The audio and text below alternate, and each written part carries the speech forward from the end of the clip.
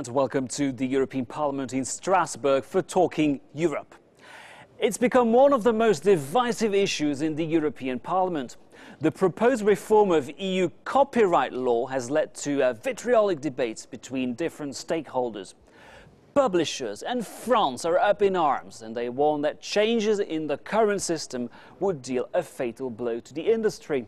But internet users and the EU Commission insist that copyright rules must be brought into line with the digital era and take into account changes in consumer behaviour. I've invited two MEPs with totally diverging views on the matter. Julia Reda, welcome to Talking Europe. You're from Germany, a leading member of the German Pirate Party. You sit with the Greens here in the European Parliament, and you're the author of a controversial report on the future of copyright rules. You'll tell us why some countries don't like what you propose there. Also with us, Constance Le Gris, you're from France, a member of the European Parliament from the centre-right European People's Party. At home you belong to former President Nicolas Sarkozy's UMP party. No secret, France has been lobbying very aggressively against changes in copyright rules. You'll tell us why that's the case. But first of all, Julia Reda, tell us, why do you believe that the current rules regarding copyright must be changed urgently?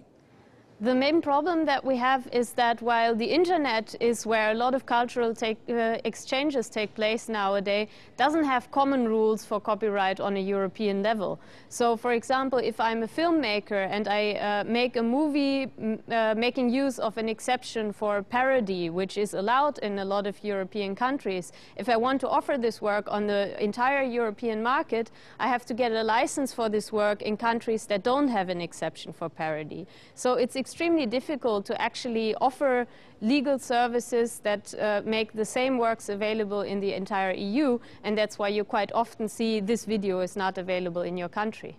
Constance, do you agree that we live in a different world? A lot of people now read e-books, they listen to music on demand. Do you agree that the current rules must be adapted to these new realities? Of course, we can have a look at the current rules, at the directive from 2001, and analyze what is really the situation. Are there obstacles? Are there many obstacles? Are there huge obstacles to the circulations of the work of creators, authors, producers? Are there really difficulties for the consumers, difficulties for the professionals, difficulties for our authors, our creators? We have to analyze that very carefully and see what is the functioning nowadays of this directive, and is there a way to improve things if things have to be improved. That's what the Legal Affairs Committee of the European Parliament asked for, an implementation report, and we are now working on an implementation report, making a very, we hope, soft but also precise and balanced analysis about the situation. But I don't think that we need a complete revolution. I don't think that the situation is so dramatically bad that we need a complete change, a complete revolution of the current rules. There are some specificities. There is cultural, linguistic diversity in our continent, in our European Union. We have to take into account to consider this particular field. European culture is diverse. Julia Reda, as I said, you recently published a report on the future of copyright rules. You make a number of proposals.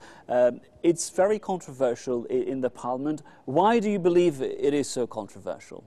Well, I think when it comes to the issue of this reform, the lines in the parliament are not clearly cut along political groups. So there are people in all the political groups who are asking for a reform that would make it possible to complete the digital single market, so to allow it for European startups to really offer creative works and to make it sure that people in the entire EU can pay for these works if they want to. But at the same time, there are a lot of national differences in the existing copyright law, and it's quite often difficult to overcome those. We've seen this in other reforms, for example, in the data protection reform. A lot of Germans thought that they have the perfect data protection system and that any European laws must look very much like them. And now with copyright, we are facing the same problem, that in order to find common rules that are simple enough for people to understand and that work on the internet, that also means that every country has to make some changes, and that is often difficult. And to harmonize the rules, because the reality so far is that you have 28 member states and almost as many rules, different rules I should say, in every country. Mrs. Le Gris, you said that you don't want a revolution. No, I don't think we need it. What is it in Julia Reda's report that you don't like and you think would actually make things worse? First, I'd like to make a statement. I'd rather speak about author's right. You know, in French, the right expression is droit d'auteur, and we translate droit d'auteur by the words author's right. It is about author's right, not about copyright, because copyright is copyright. Here we're speaking about the authors, the creators, what they create, what they write, what they and their play right to as be music, rewarded and to for have their a remuneration, a fair remuneration. Thus, I would prefer to speak about authors' right. And I don't think that there are as many rules as there are countries in the European Union. We already have some common rules. We already have some directives on this issue. So the situation is not absolutely fragmented. I don't think that we need harmonization, a total and what common, is it that you don't like harmonized in Mrs. Reda's proposal? In the present stage, it is still a draft report. It was very discussed during the first exchange of views we had in the Legal Affairs Committee. It's not a very well-balanced report. I have the feeling that... When you say it's not well-balanced, you believe it favors consumers? More in favor of consumers, users, and with some very strange principles. Mrs. Reda.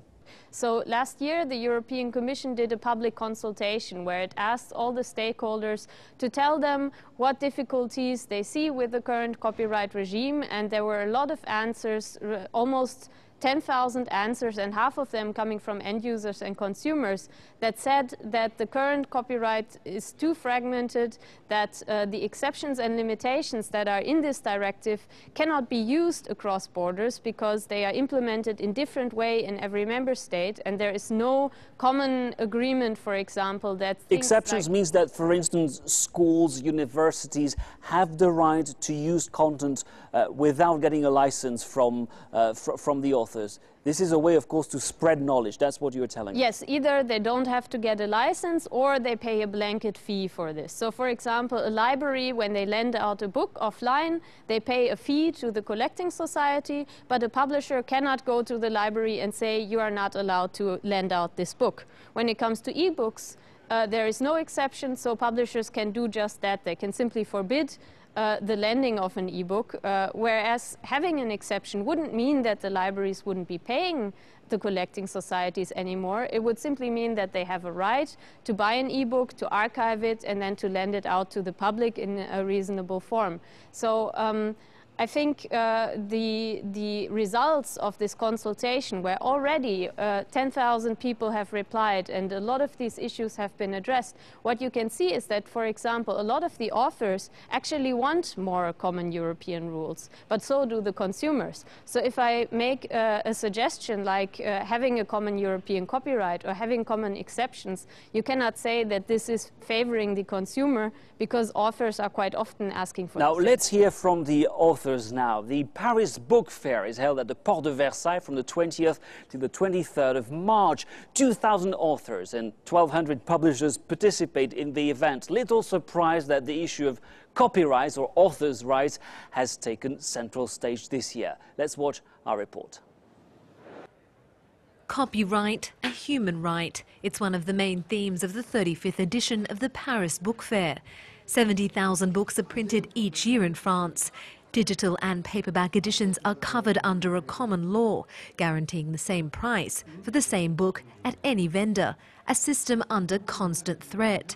Bids to relax the law have not been welcomed by the National Authors Union, publishers and the French government. Au nom de quoi In whose name?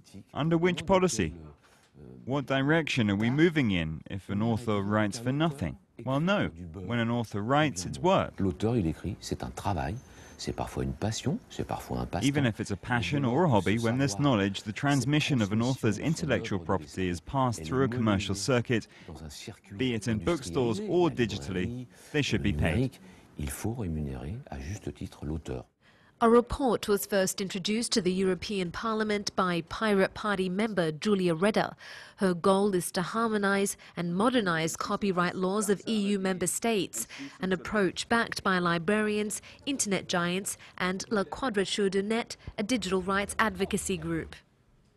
At the beginning of the year, for example, The Little Prince by Saint-Exupéry entered into the public domain. Everywhere in Europe except France. Saint-Exupéry died as a French hero, so his work has been honored with 30 extra years of copyright protection. It's absurd. Julia Reda is working to streamline the system to unify laws across Europe. A May 20 vote will determine whether the bill will move forward. The outcome will be closely watched by the European Commission. The creation of a digital marketplace is high up on Jean-Claude Juncker's agenda. Constance Legris, we heard the director of the Paris Book Fair say that authors must be rewarded, they must make a living from their craft. Everybody will agree with that, but is it really the case that some of the proposals put forward by Julia Reda would kill the industry altogether? It would weaken the author's right, and it would weaken, yes, that's what I think, and I'm not alone. I'm not alone in my party, I'm not alone in my political group, and France is not alone, not at all. Many governments, many public stakeholders have the same priority and have the same position. We think that if we destabilize the system of author's right, how it works, how it functions actually in the European Union, in different countries of the European Union, it would weaken the creation, the cultural creation in Europe, and it will probably promote creation and cultural contents coming from abroad, coming not from our European countries, in our traditions, in our cultures, in our languages, but it will probably promote cultural contents coming from abroad, coming from the big stakeholders from America, and that would have the possibility and the financing possibility to have widely spread works, cultural works, cultural contents in all our countries. And all our Julia Reda, what do you respond to those French fears that are very well entrenched in Paris, I have to say? I think when it comes to the cultural diversity, actually the opposite is the case. American TV shows are already available in pretty much all European countries because there is a relatively big market for this. But if I want to watch a TV show in Danish, for example, there are very few people in Germany that speak Danish, so there is no market solution for this. So I cannot even access these works if I want to pay for them. So having common European rules would actually open our cultural heritage to a larger audience. And I don't think it's a good idea to ensure cultural diversity by shutting people out from viewing these works because they are not available in their country. So rather than strengthening big American giants, I think it would rather make it possible for European startups to actually compete with them and to offer the same kind of services that are profitable because they can satisfy demand coming from few people of very many different countries.